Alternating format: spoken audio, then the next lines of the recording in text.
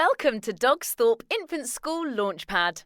This is your captain speaking. We've been cleared for departure. Okay, Eddie, start the countdown. 5, 4, 3, 2, 1. Let's go.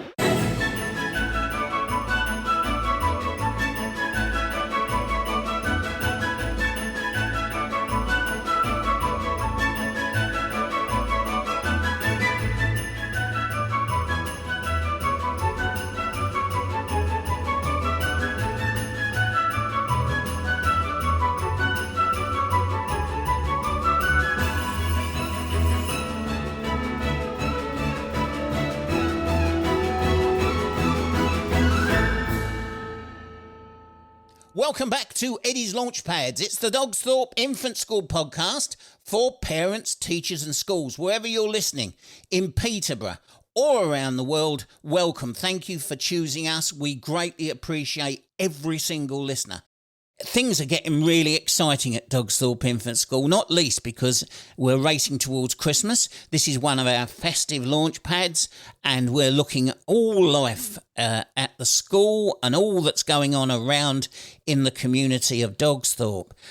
And something really exciting happened in September because we had Birchtree Preschool join us.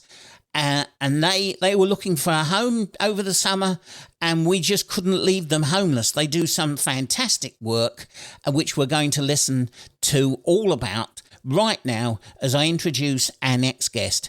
It's lovely to have on the show Karen Woodcock from Family Action. Welcome to the show, Karen. Thank you. Hello, listeners.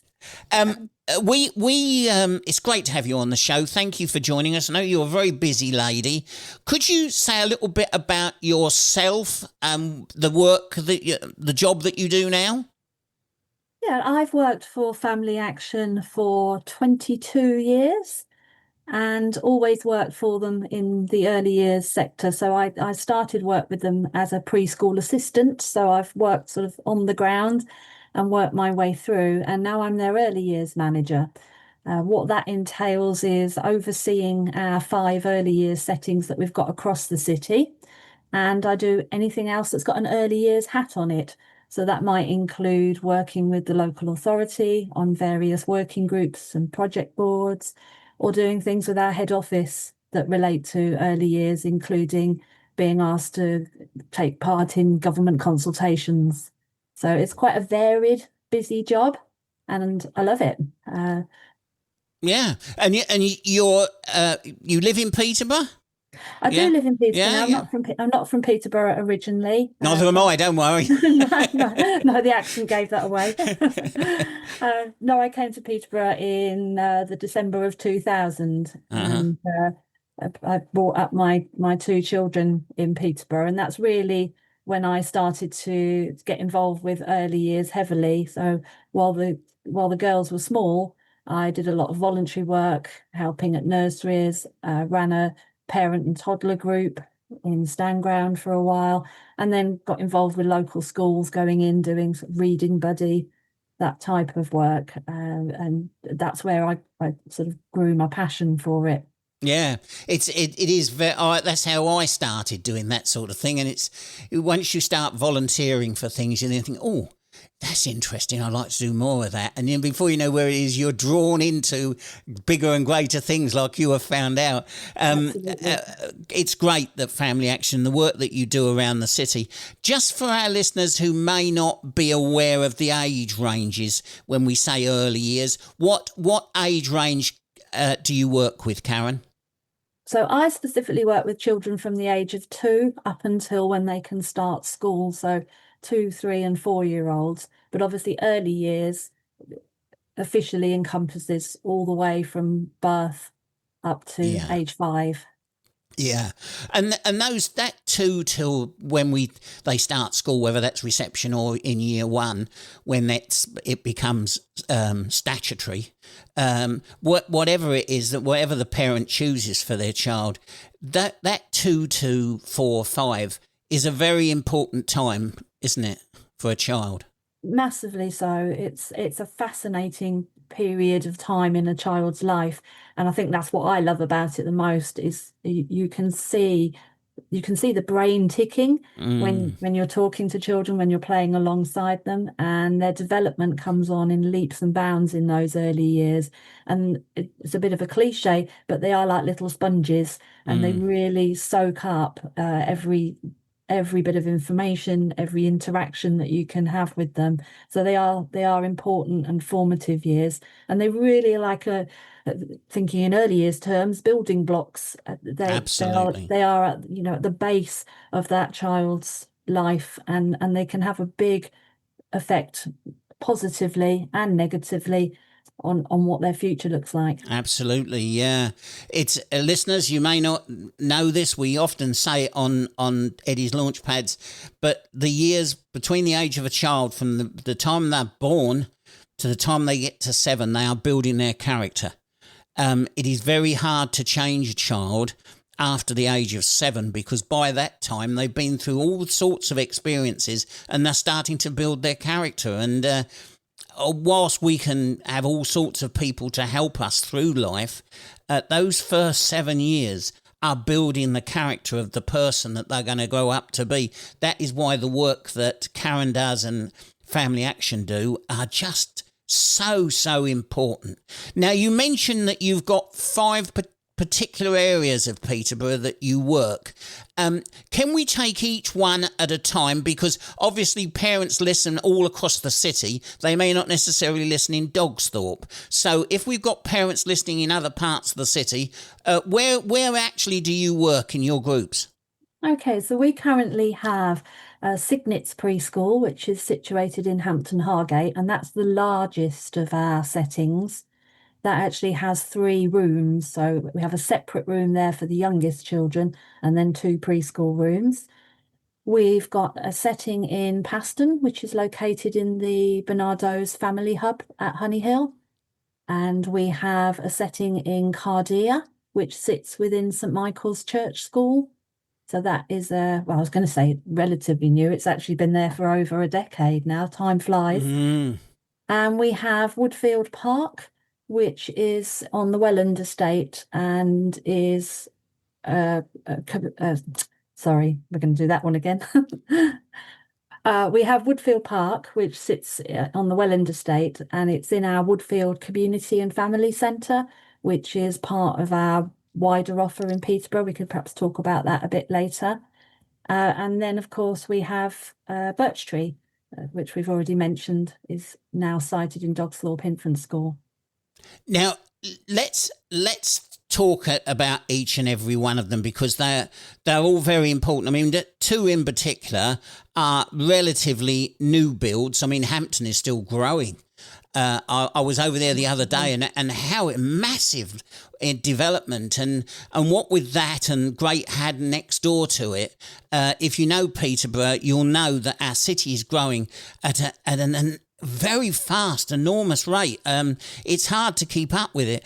And so two of your where you work are particularly new builds, which I find fascinating.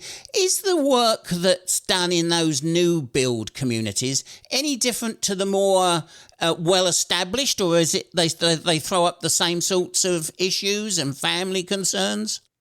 That's a really good and interesting question. So when I first started working for Family Action, we had settings in different locations, and over the years, we've had shifts and changes, usually depending on landlords being able to extend our lease or not. And we used to be primarily in what at that time were the most deprived areas in the city, because that sat very well with the overall Family Action ethos. What we've found in recent years is the demographics of the city seem to have shifted massively. So when we first took over Cygnet's Preschool in Hampton Hargate, it was a community-run concern before we took it over. When we first took it over, the demographics there were quite different to the setting that I started at, which was St Barnabas, which was in Gladstone area of the city, in Millfield. And the demographics were really quite noticeably different. But what we've seen, I would say, over the last 10 years is that there's not so much difference now. Our communities are becoming more diverse. Their needs are becoming more diverse around the city, and the kind of support that we previously were expected to give in what were designated as deprived areas is now needed by families all across the city. So yeah, there's been a real shift. Yeah, yeah. I mean, obviously, there's the cultural shift. Certainly, over the last 20 years, for example, there's been a big cultural shift, and people relate in a totally different way to they did, say, 20 years ago, and that's about modern life. But that whole aspect of, just because you're in a new build and you might have a very nice house and you're getting by in life, doesn't mean to say that you don't struggle like other people who live perhaps in a terrace. No, and something that we found on some of the new build estates is that the isolation can be a real issue, because the families may have, as you say, a nice, expensive looking house, but someone's having to pay for that. And so that can mean that one of the parents is working very long hours and isn't at home very much. Typically, you can have families that are commuting, because the new build sites are placed for easy access to the A1, etc. So you can have families that are where the parent that's at home is really sort of struggling with isolation, with their mental health, and just having to sort of take on the lion's share of the parenting and all of the stresses and strains that can come with that. Yeah, it's fascinating, isn't it? Oh, that if you drive over to Hampton or now even Great Haddon, you look and you see all the houses. You think, how can anyone be lonely here? You're practically living on top of one another. But that's the whole point. Even in a huge, crowded new township, you have lots of lonely people, and they're just as lonely as the Beatles said this. they're just as lonely as the people who live out in a village that perhaps are physically isolated from all the things that we enjoy living in the city, but at the same time they're in the city, but they're just as lonely because they're stuck in the house or whatever, and yet they've got thousands of people living around them. It's I guess it's the world we're living in. It's something about community, isn't it? And that's a huge topic in its own right. But there has been a shift in community in that we're sort of moving away from the old-fashioned idea of what a community is, and how everybody knew everybody and how everybody supported each other, and just some of the human interactions of daily life are gone for a whole variety of reasons, but some of that is just down to people just being very, very busy. Yeah, and that's why what you do and what Family Action do and all of our great preschools and nurseries around our fantastic city, all what they offer and all that they do is so important, because we are creating the citizens of when we're long gone. When we're long gone, they'll be doing the jobs that we do now, and that's why the work that we do is so vitally important, isn't it? Yeah, a major part of what we do in preschool is working on the area of the curriculum that's looking at a child's sort of personal and social and emotional development. So we spend a lot of time trying to support children to become confident, to build up some resilience so that they keep trying at things and don't get too upset when it doesn't go their way. Obviously, trying to build friendships and relationships and understanding the importance of that. Independence, so that those children can do things for themselves and feel proud about that. That's really important, to have that pride. So that's a huge part of what we work on. We do things like manners and working with them on sort of rules and boundaries and how to manage our emotions, because that can be quite tricky when you're a tiny person. But all of that, as you say, is working towards sort of making this really rounded individual who's in a good, strong place to go on to their next step, which in our case is school, and obviously school is working towards moving out into adult life. It's a joy to our ears, and that's why it's so great to have Birchtree now part with us in location with us, because it sounds like you do everything that we try and instill in our youngsters, our little ones, when they start at reception or in year one, because by the time we get them, we've got basically 2 or 3 years that, you know, they're heading towards that magic age of 7 when their characters are being built. So they're still exploring, they're still pushing the envelopes, they're still trying to see what they can get away with. But it's very important to teach them those wonderful lessons that you're clearly doing in your preschool. So thank you, and please pass on our thanks not only to the staff at Birchtree, but also to all of the staff around, because they're doing so much vital work. So will you pass that on to us? Onto them, I certainly will. I second that completely. Not just, I mean, obviously I'm biased, but our team is fantastic across all of our settings. Really dedicated, enthusiastic people, most of whom have worked with us for a long time, and we really appreciate that level of commitment. So you can't underestimate how hard they work, and the job gets more involved and more challenging year on year. So it's a big ask, but I'd extend that thanks to the whole of the early years community in Peterborough, because they're all doing an amazing job. We hope you all have a fantastic Christmas. You've earned it.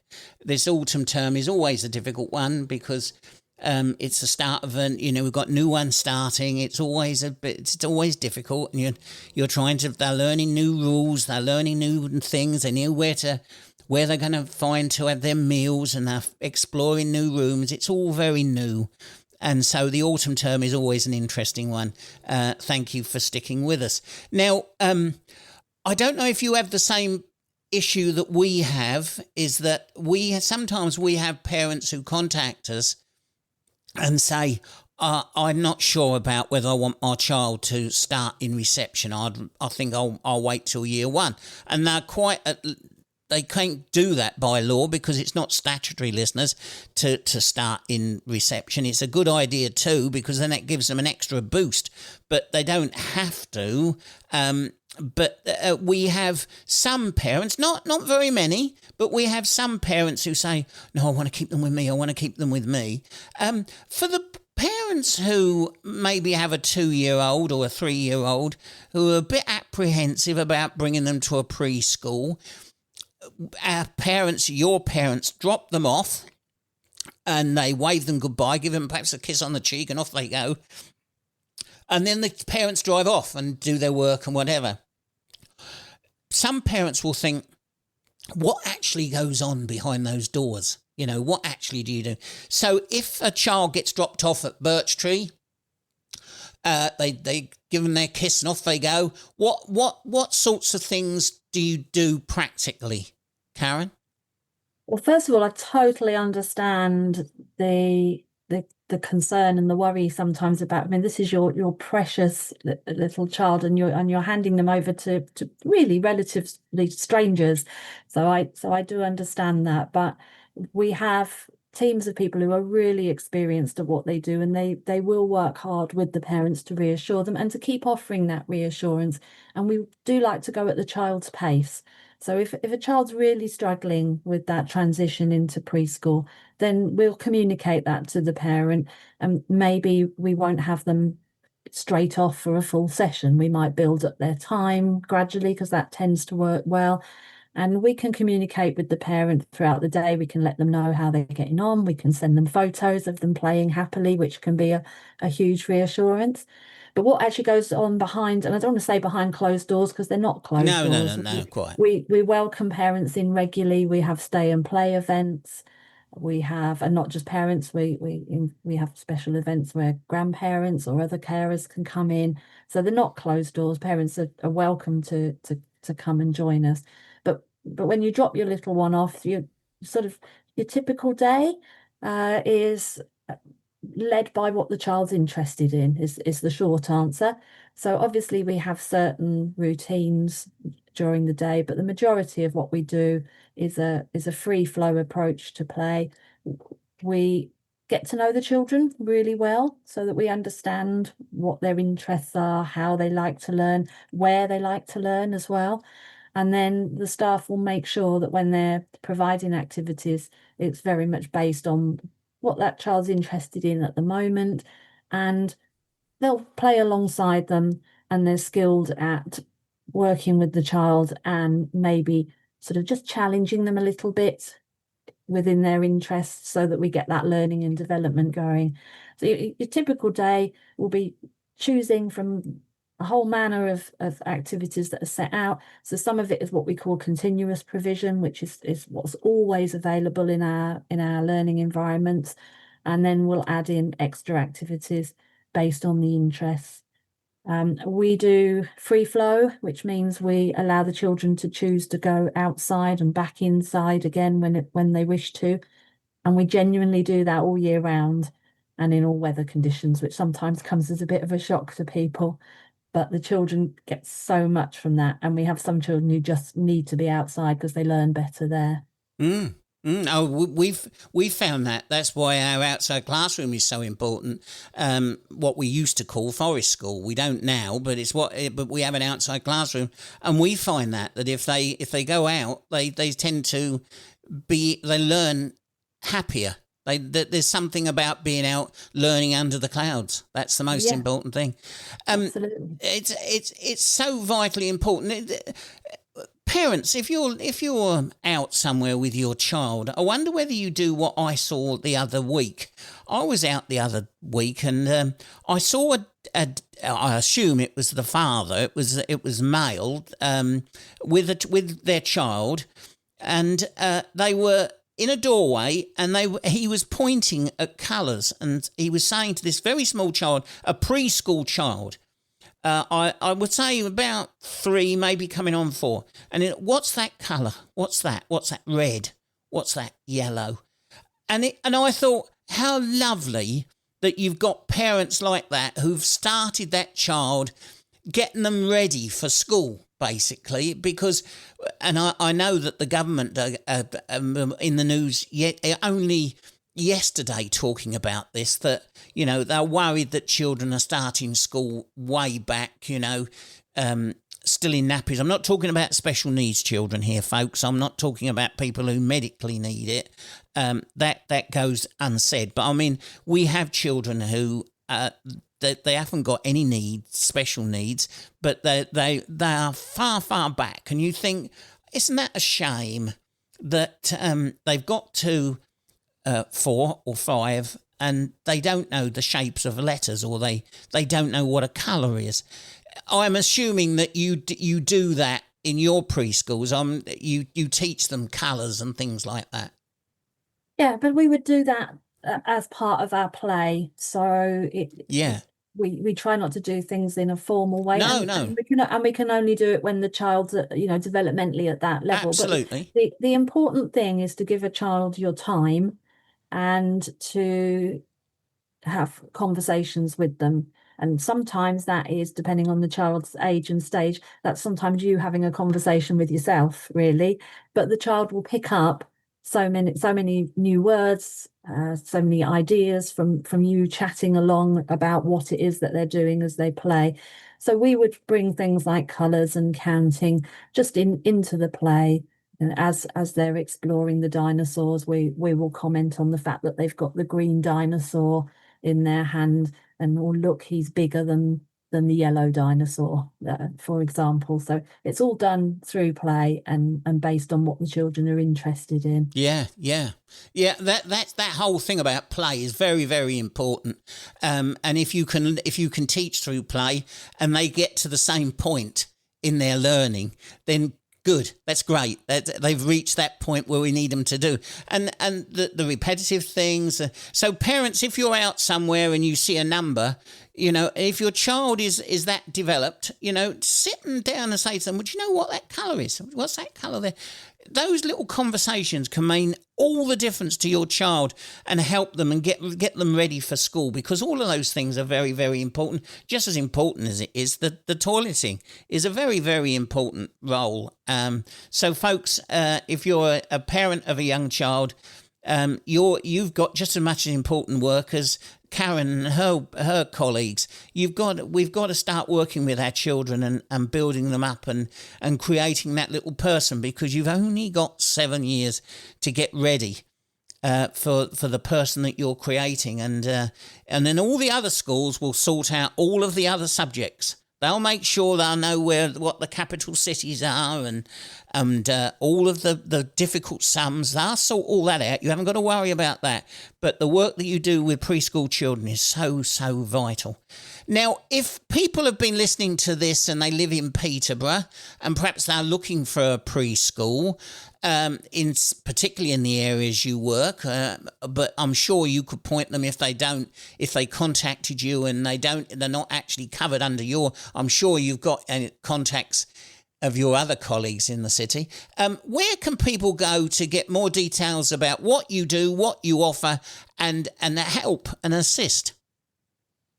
So Family Action is a national charity, and so we've got a website, so people can go onto the Family Action website, which will have lots of information there about all the different types of services that we have across the country.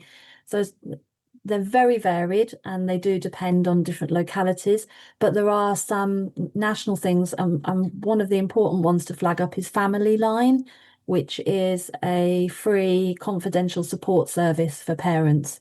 So the details of that are on the website, and people can access it by calling, by texting, by using an online web chat. So there's all different ways of accessing that for support. Also on our website, you'll find a page which is dedicated to our Peterborough Preschool service, and that's got the details of all 5 of the settings. It's got contact numbers and it'll have an email address for our supervisor there.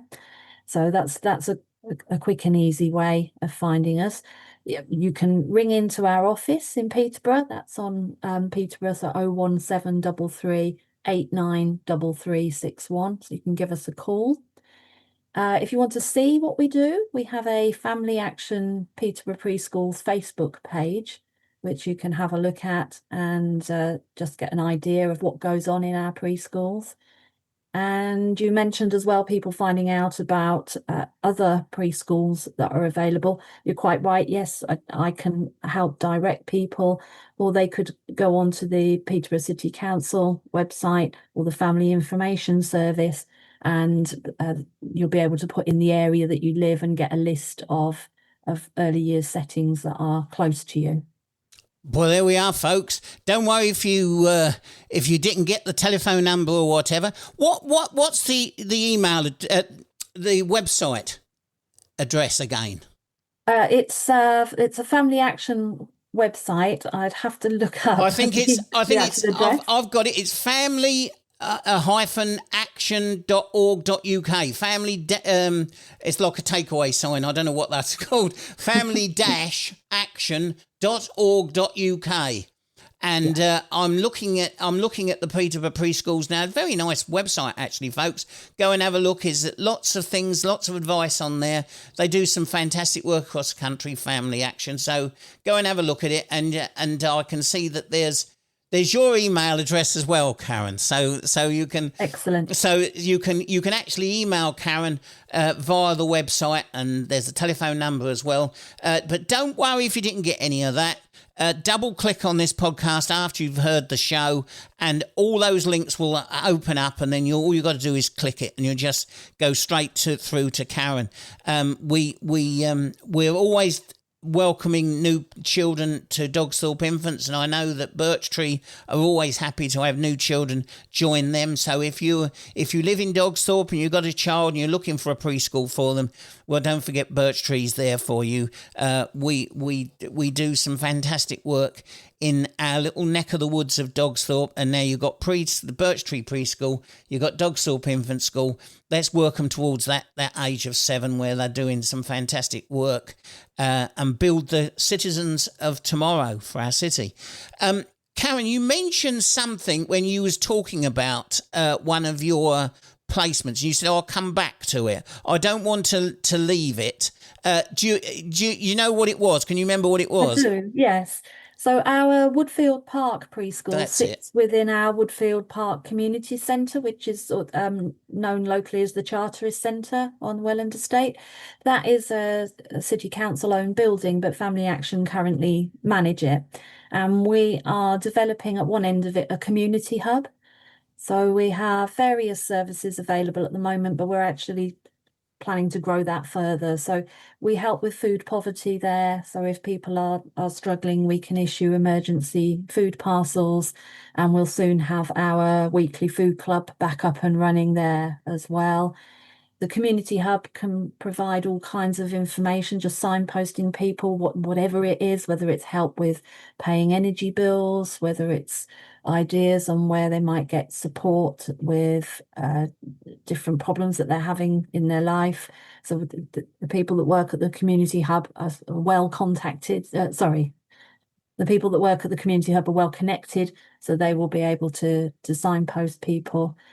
We also from there issue the Household Support Fund, which is a government-led fund which can help people that are struggling specifically with purchasing items that they might need, white goods, etc., for the house. So there's lots of things that can go on there, and it's something that's a work in progress at the moment. We're really trying to grow that further. And is that just for the people of Breton, or can anyone? Can Dogsthorpe family contact you? Yeah, no, it's situated in Welland. So Welland, not Breton, Welland. Sorry. Right. Situated in Welland, and we welcome anybody. And obviously, Dogsthorpe and Welland are so close that it would be a natural place for people of Dogsthorpe to also access. But yeah, anybody's welcome to come and see us who's looking for a bit of advice or a bit of help. Brilliant.